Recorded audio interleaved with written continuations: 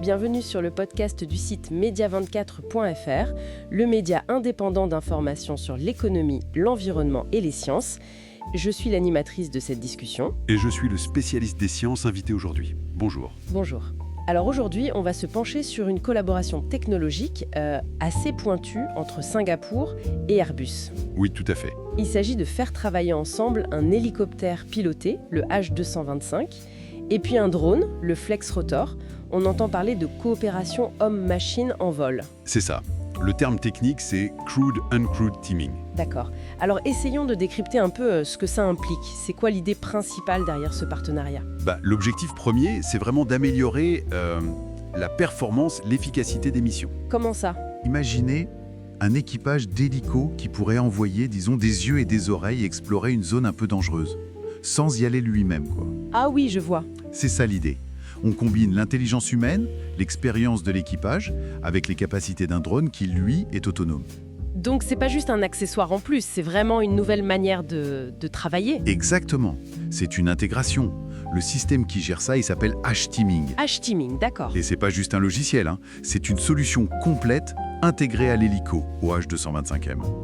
Il y a des liaisons radio spécifiques, sécurisées, des antennes et puis une interface sur tablette simplifiée pour que l'équipage puisse contrôler le drone Flexrotor.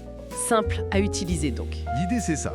Et surtout, un échange d'infos très rapide, ce qu'on appelle à faible latence. Point très important. L'équipage garde la supervision complète. Ah, ça c'est essentiel. Oui. Et il peut reprendre les commandes manuelles du drone à n'importe quel moment. Ce qui me vient à l'esprit, là, c'est la question de la charge mentale pour l'équipage. Ils ont déjà souvent beaucoup d'infos à gérer en vol. Oui, c'est vrai. Comment est-ce que ce système H-Teaming, il évite de les submerger encore plus, tout en leur donnant de nouvelles capacités ? C'est une excellente question et c'est une préoccupation centrale du projet. L'approche, elle est dite centrée sur la mission. C'est-à-dire que le drone, il n'est pas vu comme une source de données brutes en plus qui viendrait s'ajouter à tout le reste. Non, il est pensé pour agir un peu comme une extension de l'équipage. Un coéquipier. Déporté si on veut.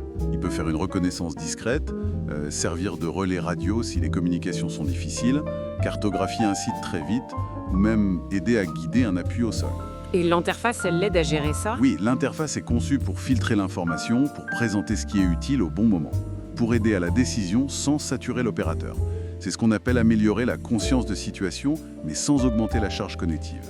D'accord, je vois. Le système fait un peu le tri en quelque sorte. Et comment on vérifie que ça fonctionne bien en pratique ? Par des essais.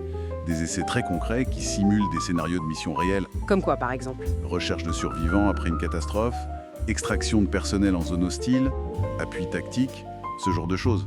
Et là, on mesure. On mesure quoi ? La technique ? Oui, on mesure des paramètres techniques. La qualité de la liaison de données, le temps de réponse du drone, sa précision. Mais pas seulement.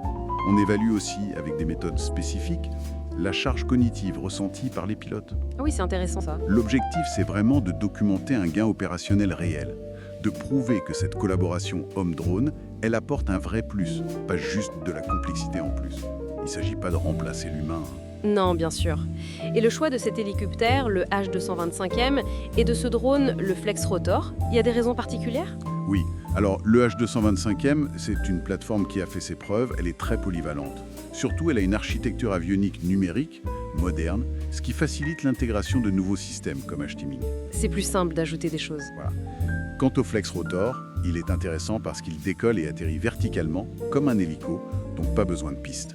Pratique. Très pratique. Il a une bonne autonomie en vol et il peut emporter différents types de capteurs, caméra jour-nuit, infrarouge et même un lidar. Un lidar, c'est pour... C'est un système laser qui permet de faire des cartes 3D très précises du terrain, même à travers la végétation parfois. Très utile.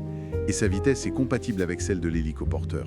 C'est fascinant sur le plan technique, mais en lisant un peu sur le sujet, on sent que ça va plus loin. Ça pose des questions plus fondamentales sur la manière de travailler, non ? Absolument. Vous avez raison.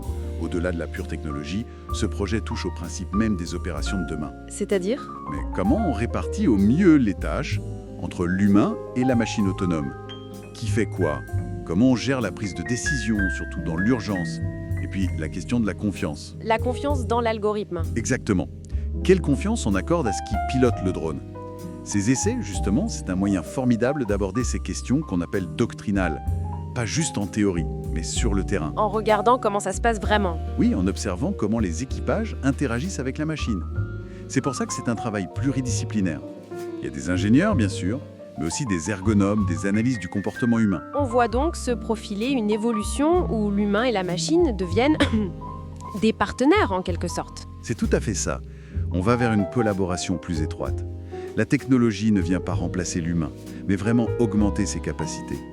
L'objectif final, c'est d'être plus efficace, plus sûr et plus résilient face à des missions qui sont de plus en plus complexes. Bon, alors si on devait résumer les points importants de cette exploration, on a ce partenariat entre Singapour et Airbus autour de l'hélicoptère H225M.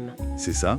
Ils testent l'intégration d'un drone, le Flex Rotor, via un système appelé H-Teaming. L'idée, c'est pas juste d'ajouter un outil, mais de créer une vraie équipe homme-machine. Pour améliorer la vision de la situation, l'efficacité sans surcharger l'équipage. Voilà. Et ces essais sont déterminants pour valider la techno, bien sûr, mais aussi pour commencer à répondre à ces questions de fond sur comment les humains et les systèmes autonomes vont bosser ensemble demain. Exactement. Ça nous laisse avec une réflexion peut-être tendue. Comment est-ce qu'on intègre au mieux cette autonomie dans des domaines où finalement le jugement humain reste primordial ? C'est toute la question pour l'avenir. Merci pour votre écoute et retrouvez plus d'actualités sur media24.fr.